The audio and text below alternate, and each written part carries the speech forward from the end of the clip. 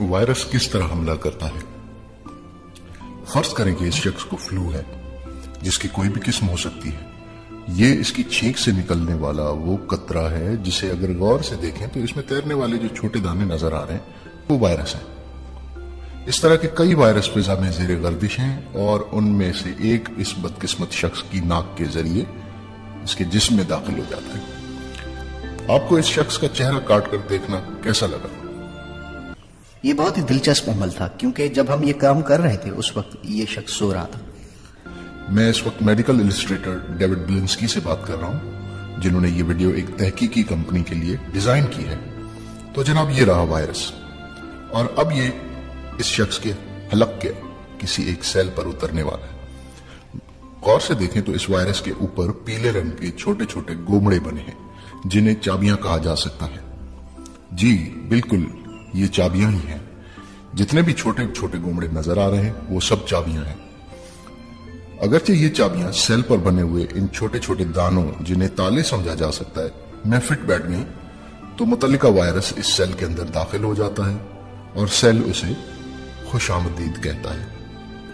इसके बाद सेल के अंदर मौजूद झिल्ली यानी मेम्ब्रेन इस वायरस को लपेट लेती है और ये इस वायरस को सेल के अंदर गहराई तक ले जाता है, जिसके बाद झिल्ली मुंतशिर हो जाती है और वायरस फट जाता है और इसमें मजीद वायरस बनाने के अज्जा तरकीबी खारिज होना शुरू हो जाते हैं, जो अब आप भी इन छोटी छोटी चीजों की सूरत में देख सकते हैं। इस तरह ये अनजान सेल वायरस को अपने ही कमांड सेंटर यानी न्यूक्लियस तक पहुंचाने के लिए धोखा खा गया।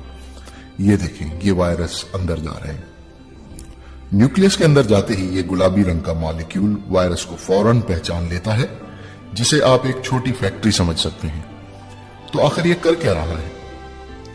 ये न्यूक्लियस के मटेरियल के धागे बनाता है, जिसे वायरस का हिदायत पर मुश्तमिल कोड समझा जा सकता है। ये इंस्ट्रक्शन कोड एक तरफ से अंदर जाता है और दूसरी तरफ से बिल्कुल नई हिदायत के साथ बाहर निकलता है।